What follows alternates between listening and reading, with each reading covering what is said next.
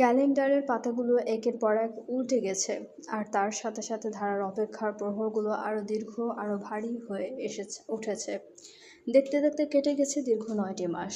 যে শূন্যতা ও একাকিত্বের ভয় বুকে নিয়ে ধারা সেদিন বারান্দায় দাঁড়িয়ে ওয়াসিফের চলে যাওয়া গাড়িটার দিকে তাকিয়েছিল, সেই একাকিত্বকে সঙ্গী করে সে আজ তার জীবনের সবচেয়ে সুন্দর অথচ কঠিনতম অধ্যায়ের শেষ প্রান্তে এসে দাঁড়িয়েছে। ধারা এখন ৯ মাসের পূর্ণ গর্ভবতী। তার ছোট্ট শরীরটা এখন এক নতুন প্রাণের ভারে নুয়ে পড়েছে। নড়াচড়া করতে কষ্ট হয়, রাতে ঠিকমতো ঘুম আসে না, বিছানার এপাশ ওপাশ করতে করতে যখন দম আটকে আসে, তখন সে জানালার বাইরে তাকিয়ে ওই দূর আকাশের তারাগুলোর মাঝে ওয়াসিফকে খোঁজে।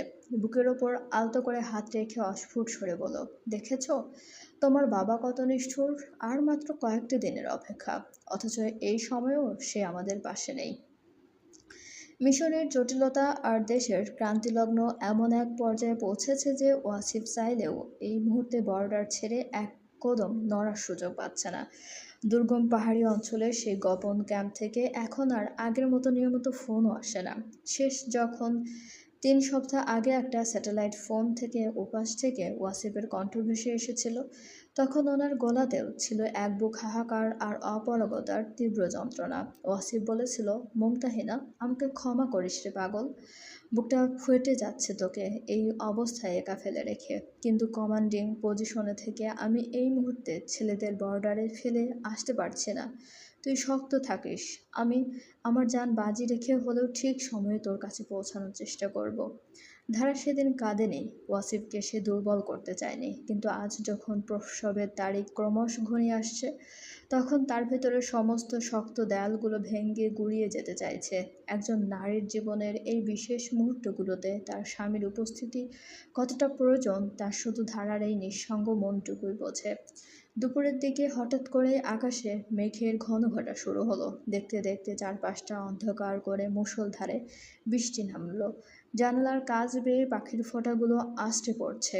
ধারা ঘোরের এক কোণে আরাম কেদারার বসে হালকা হাত বুলিয়ে দিচ্ছিল তার স্ফীত উদরে। হঠাৎ করে তলপেটে এক তীব্র তীক্ষ্ণ মোচড় দিয়ে ওঠা যন্ত্রণায় সে শিউরে উঠল। তার হাত থেকে কোলের ওপর থাকা কুশনটা মেঝেতে পড়ে গেল। আহ! ধারা নিজের অজান্তেই কোকিয়ে উঠল। তার কপালে মুহূর্তের মধ্যে বিন্দু বিন্দু ঘাম জমে উঠল। বেদনার তীব্রতা এতই বেশি ছিল যে সে সোজা হয়ে বসতে পারছিল না। বুকের সঙ্গে হাত খামচে ধরে সে কাপা গলায় চিৎকার করে ডাকল, আপা, আপা, একটু এদিকে এসো। লুইপা পাশের ঘর থেকে ধারার গঙ্গানির শব্দ শুনেই প্রায় ছুটে এলো। ধারার ফ্যাকাশে মুখ আর ব্যথায় কুঁকড়ে যাওয়া অবস্থা দেখে তার বুঝতে বাকি রইল না যে সময় হয়ে এসেছে। লুইপা আতঙ্কিত হলেও নিজেকে সামলে নিয়ে বাড়ির বাকিদের ডাকলো, আম্মা, বড় আম্মা, তাড়াতাড়ি আসুন, ধারার লেবার পেইন উঠছে। মুহূর্তের মধ্যে পুরো বাড়িতেই হইচই পড়ে গেল। শাহিন গত সপ্তাহে এসেছে বাড়িতে। ও আর উপরে উঠল না, দ্রুত গাড়ির জন্য নিচে ছুটে গেল। লুইপা ধারাকে ধরে সাবধানে দাঁড় করানোর চেষ্টা করতেই ধারা ব্যথার চোটে লুইপার হাতটা শক্ত করে চেপে ধরল। তার চোখ দিয়ে তখন অঝরে পানি পড়ছে। এই তীব্র শারীরিক যন্ত্রণার মাঝেও তার মনটা কেবল একজনকে তীব্রভাবে ডাকছে। দাঁতে দাঁত চেপে বিড়বিড় করে আওড়ালো, আপনি কোথায়? আমার খুব ভয় করছে। আপনি কেন এলেন না? ধারার ভাঙা কণ্ঠস্বর বৃষ্টির শব্দের মাঝেও হারিয়ে গেল। লুইপা ধারাকে জড়িয়ে ধরে সান্ত্বনা দেওয়ার চেষ্টা করলো, চুপ, কিচ্ছু হবে না, আমরা আছি তো, ভাইয়াও ঠিক চলে আসবে, তুই একটু সাহস রাখ।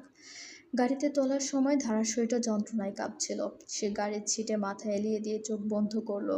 তার চোখের কোণ বেয়ে জল গড়িয়ে পড়ছে। ঠিক এই সময়টাতেই যখন তার একটা ভরসার হাতের বড্ড প্রয়োজন ছিল, তখন মেজরের সেই শক্ত হাতটা তার শক্ত হাত ধরে রাখার জন্য পাশে নেই। দেশের মাটির টান আজ একজন বাবার দায়িত্বের চেয়েও বড় হয়ে দাঁড়িয়েছে। হাসপাতালের উদ্দেশ্যে গাড়ি চলতে শুরু করলো।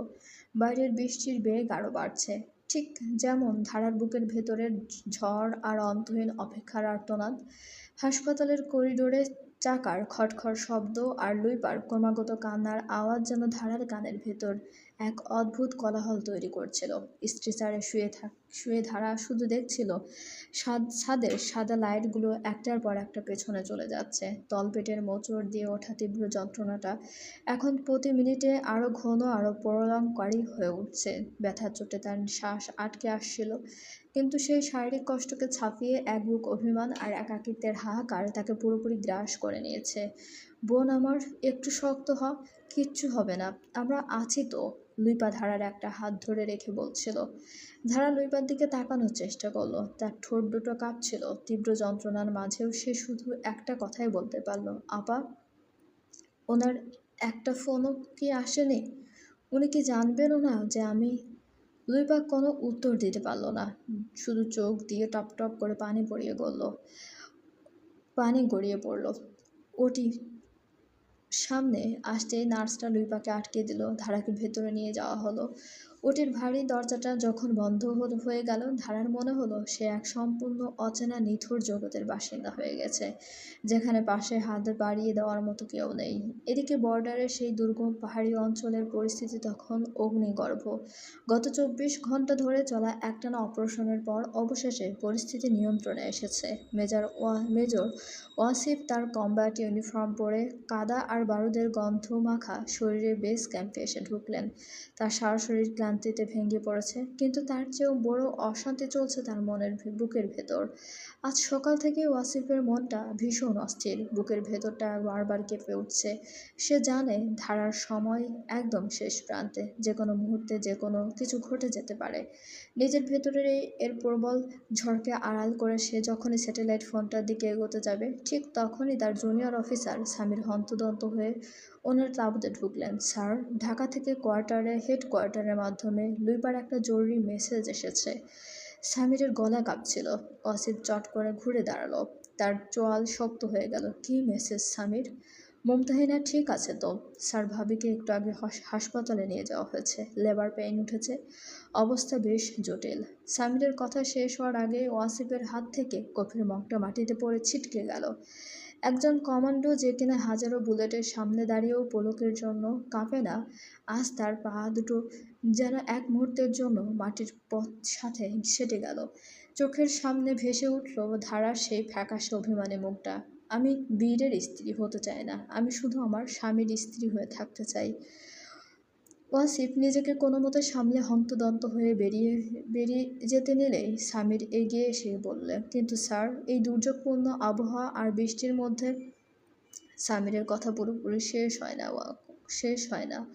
ওয়াসিফ বলেন, আমি কোনো কিন্তু শুনতে চাই না সামির। দেশের প্রতি আমার দায়িত্ব আমি শেষ করেছি। আমার ছেলেরা এখন নিরাপদ, কিন্তু এই মুহূর্তে আমার স্ত্রী, আমার বাচ্চার আমাকে প্রয়োজন। আর আমি যদি আজ ওর পাশে না দাঁড়াতে পারি, আমি নিজের কাছে কোনো দিন ক্ষমা পাবো না। অর্ডার ইট নাও। ওয়াসিফের চোখ দুটো লাল হয়ে উঠেছে। তাতে মিশে আছে এক বাবার এক প্রেমিকের তীব্র আকুলতা। হাসপাতালের ওটির বাইরে লুইপা আর বাড়ির বাকিরা অধীর আগ্রহে অপেক্ষা করছে। সময় যেন কাটছে না। দীর্ঘ 2 ঘন্টা পর ওটির দরজা খুলে ডাক্তার বেরিয়ে এলেন। ওনার মুখে ক্লান্তির ছাপ।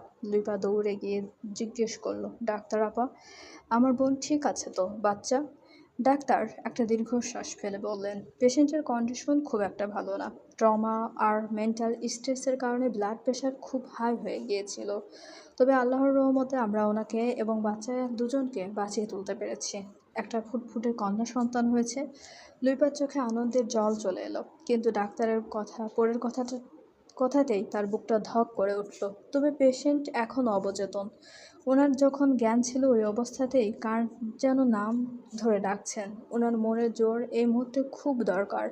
ওনার হাজবেন্ড কোথায়? ওনাকে কি ডেকেছেন? লুইপা মাথা নিচু করে বলল, উনি বর্ডারে আছেন।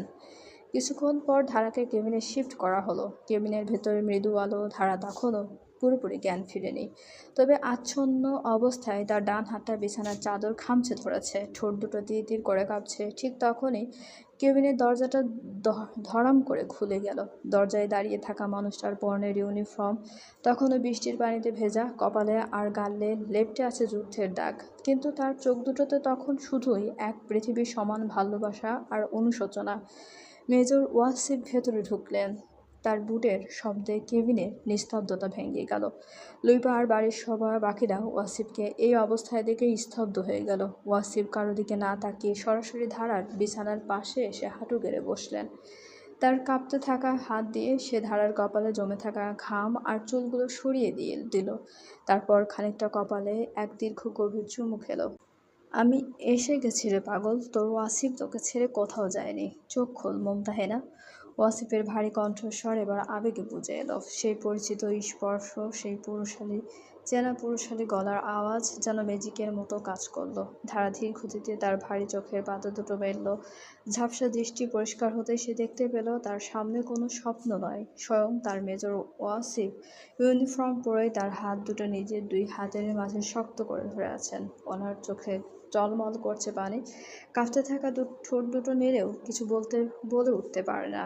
ধারার চোখ দিয়ে এক ফোঁটা অশ্রু গড়িয়ে পড়ল, কিন্তু এবারে সেই অশ্রুতে কোনো অভিমান ছিল না, ছিল এক পরম পূর্ণতার আনন্দ। ওয়াসিফ ধারার হাতের উপর আলতো করে নিজের মাথাটা ঠেকিয়ে রইল। বাইরে তখনও বৃষ্টি হচ্ছে, তবে এই কেবিনের ভেতরের নয় কেবিনের ভেতরের 9 মাসের দীর্ঘ ঝড়টা অবশেষে শান্ত হয়েছে। চলবে। গল্পটি আপনাদের কেমন লাগছে অবশ্যই আমাদেরকে কমেন্ট করে জানাতে ভুলবেন না, এবং আমাদের চ্যানেলটি প্লিজ সবাই সাবস্ক্রাইব করুন, এবং গল্পটি ভালো লাগলে অবশ্যই সবাই লাইক, কমেন্ট এবং শেয়ার করতে ভুলবেন না আপনাদের প্রিয় মানুষগুলোর সাথে। এবং আমাদের চ্যানেলের সঙ্গে থাকার জন্য সবাইকে অনেক অনেক বেশি ধন্যবাদ।